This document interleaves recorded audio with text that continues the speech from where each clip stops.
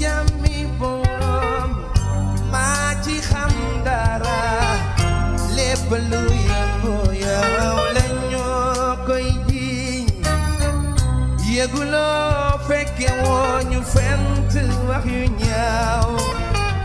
amba ba mu bari. suñu jógee Ziguinchor dañuy ñëwaat fii ci Dakar gis ngeen ni que ay fan yi ñu génn kii di Barthélémy Dias dugaloon na candidature am foofu ca mairie Dakar pour jongante élection municipale yi ñu jëm le 23 janvier mais ginnaaw loolu dafa am benn convocation boo xamante ni jot na ko jëm foofu ca wàllu cour d'appel su ngeen fàttalikoo atum 2011 am na kuñ fi faatoon muy Ndiaga Diouf bañ ko faatee nag kii di Barthélémy Dias dañ ko tegoon loxo bañ ko tegee loxo ndaxte dañu ne woon daf ci taqe daf ci laale ginnaaw loolu nag yoon atte woon leen biñ ko attee ñu tëj ko ñaari weeru kaso yoo xamante ni benn weer lay tëdd la ci des sursis la ginnaaw loolu bu mu amee nag kii di Barthélémy Dias moom dafa déposé woon appel maanaam appel suñ ko xasee ba dugal maanaam mooy premier verdict bi compteetul maanaam dañuy demaat ci beneen jugement boobu nag ginnaaw bañ leen ko renvoyé woon juróom-ñaari fan ci weeru juillet bi ñu génn nii maanaam dañ ko convoqué waat fukki fan ci weeru novembre muy le 10 novembre mais convocation boobu dañu ne dafa coïncider ak Barthélémy Dias déposé candidature am foofu ci mairie Dakar ñii nee nañu politique moo ko lal ndaxte avocat maître Khoureyssi Ba moo njëkk a alerté la presse xamal ni que Barthélémy Dias dafa déposé candidature am ñu convoqué ko le 10 novembre est-ce que noonu la demee déedéet ndaxte procès bi juillet la amoon bañ ko renvoyé juillet xamaloon nañ que le 10 novembre Barthélémy Dias dañ koy convoqué. est-ce que tey ba ñu defee seen coalition ak Khalifa Sall fu mu taxaw est-ce que xamuñu woon le choix de Barthélémy Dias foofu pour mu doon candidat foofu ci mairie Dakar c'était pas risqué parce que ñoom ñëpp ay politiciens la ñu yàgg nañu ci politique xam nañu Barthélémy Dias dafa am ay tuuma yoo xamante ni dafa tegu ci ndoddam donc tuuma yooyu tegu ci ndoddam amaana tey su doon juróom-benn weeru kaso yooyu appliqué woon nañ ko nañu jàpp ni Barthélémy Dias mënta nekk candidat ndaxte moo Khalifa Sall ñoom ñooy yem ndaxte ni ñu leen condamné la du ñu mës a doon candidat mais tey lu tax Khalifa Sall ak Soham Wardini doon xëccoo ba ci biir ñu ne manipulation la ba pare ñi bàyyi Barthélémy Dias ba ñu ne Khalifa Sall moo joué jeu boobu pour Soham Wardini bañ a jàll pour ñu jàllale Barthélémy Dias ndaxte xamoon nañu Barthélémy Dias dafa amoon procès ak état bi parce que moom moo defoon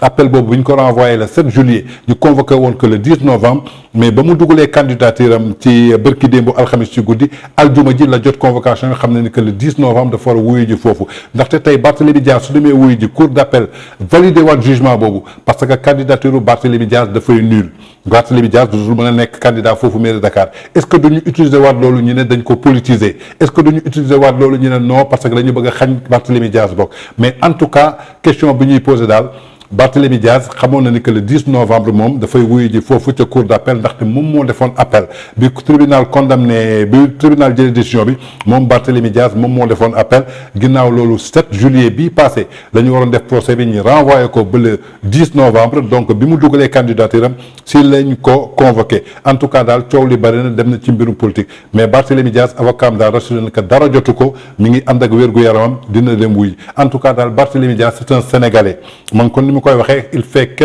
fekk na ci ay politiciens yi ma gën a respecté ndaxte dañu am seen conviction dañu am seen gëm-gëm am li ñu gëm bokk na ci ñi ma gën a respecté su dee yoon gis na ni que Barthélémy Dias daal mën na nekk candidat ñu bàyyi ko mu nekk candidat su ñu gisee tamit yoon dafa am leen lu mu ko teg je crois que nañu accepté foofu demandoo ci élection yi ci jàmm ndaxte yaakaar naa ne la ñuy xëccoo ñu fekkee ko moo gën ndaxte suñu xoolee li xew bërki démb fële ca Ziguinchor mooy ñoom waa Pastef bi ñuy ñibbi si ñëw ba Nioro muy Ibrahima Fall di Am Ndaw di Moussa Camara ñoom ñëpp ba ñuy génn seen kër di dem ci tournée boobu ku leen ne woon du ngeen dellu si kenn du ko gëm donc yàlla dafa noppi démb tey soog a ñëw nañuy sóoraale loolu xam ne ni que Sénégal benn bopp la kenn mënu ko xar ñaar jamono ji politiciens yi ñu ngi ñuy sonal te ñu ci bëri dañu dugg ci politique te xamuñu politique tey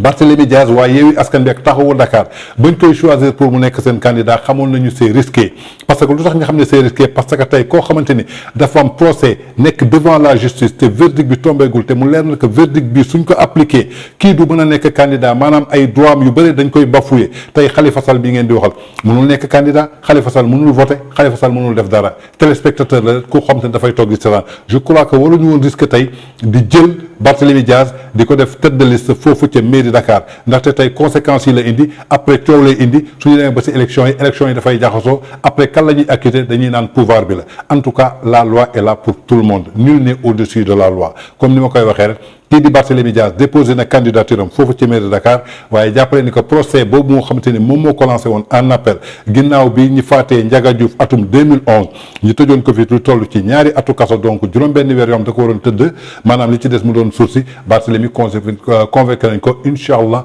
le 10 novembre lay wuyu ji foofu ci cour d'appel. ay waay man yàqu naa waay ay waay man yàqu naa waay ay waay man yàqu naa waay ginnaaw loolu gis nañu ki nga xamante ni élément Barthélémy Dias la am nay kàddu yoo xamante ni yëkkati na ko teg ko ci kii di Badara Gadiaga nag su ngeen ko déggee benn jeune la nekkoon ci parti Idrissa Seck bu réew mi ginnaaw loolu nag gisaat nañ ko fii mu doon jàppale kii di Soham Wardini xamuñu dafa bàyyi réew mi léegi dem ànd ak taxawu Dakar en tout cas daal mi ngi doon jàppale kii di Soham Wardini waaye ginnaaw Badara Gadiaga boobu nag kii dafa am ay kàddu yoo xamante ni yëkkati na ko ndaxte mi ngi koy fàttaliku foofu ca CICES kii di Badara Gadiaga moo falsifié woon ay documents pour ñu recruter ko foofu ci CICES su ngeen xoolee ex directeur du CICES Mamadou Ndiaye li tax ñi gën ko limogé foofu je crois que foire bële passé ba ñu génnoon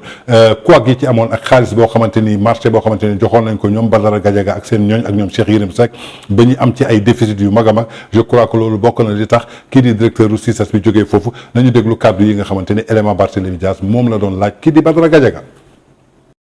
waa mais kii du Badara Gadiaga bu parti Mburoog Soow. si man la kay. d'accord du yow la waa Cour des comptes génneloon rapport jox ko chef d'état ne yaa doon jéem a def ay faux diplôme pour jéem a liggéey fee ci CICES yow la woon ou bien. si man la kay. waa Gadiaga doo ñu fàttali tuuti rek kan moo la formé ak kan moo def li nekk ci yow. je suis un jeune du parti Rewmi formé par le président Idrissa Seck. ah ok d'accord yow yaa koon taxaw nii ngeen ne Soham Wardini moo gën Barthélémy Dias ci mairie de Dakar. waaw man de maa wax loolu. Vraiment nag Gadiaga je suis désolé mais tu n'es pas crédible en face de nous la jeunesse consciente. te nag wax dëgg yàlla tu es trop petit comme ta taille pour nous dire kan la ñu war a teg suñu mairie de Dakar. ma tegal la si rek ne la ku Mburoog Soow formé wax dëgg yàlla say wax duma tax a dóor samay doom. te ma lay fàttali rek ni la Dakar a choisi son digne fils qui est Barthélémy Dias. waaye nag àdduna mu tëddee noonu foo gisee ñu baax rek am nañ ca wet ga ñu iñaan